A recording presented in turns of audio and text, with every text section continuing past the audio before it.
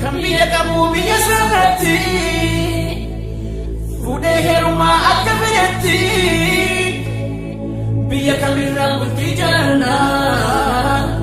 Gabrummat akkamitti jirana Lafa kamira mana jana Gabrummat akkamitti jirana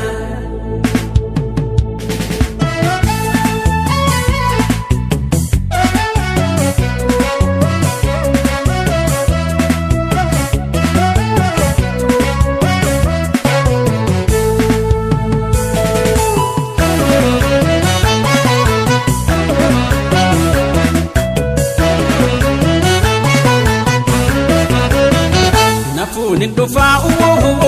sutuma sisike karam fagatu de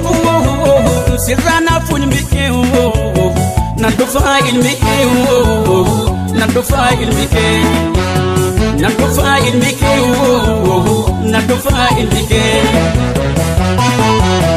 erkabiya bagyo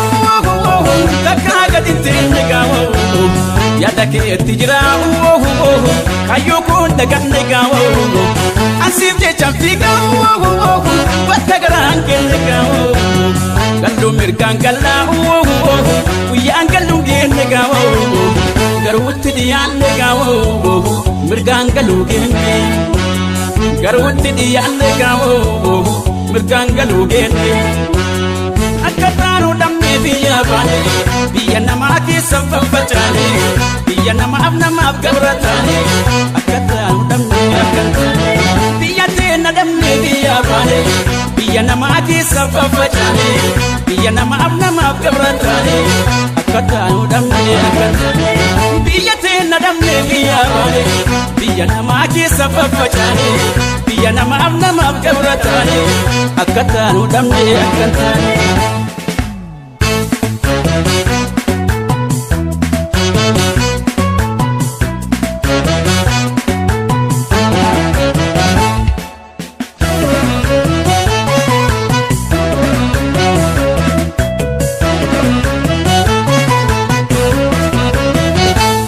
Nindufa sutuma sisike karam fagatu de sirana funmike nandufa ilmike nandufa ilmike nandufa ilmike nandufa ilmike fagose hindiko wayanu kamandukawo rako yero lale abdi kutung kamdukawo kafahundi kaleo kamaneri chimdukawo ganmanu magena rabbi wekin takashakin kamdukawo oma shakin kamdukawo takashakin kamdu oma shakin kamdukawo oma shakin kamdu diyadin mikesi gafata tokkichi kesa kalesi gafata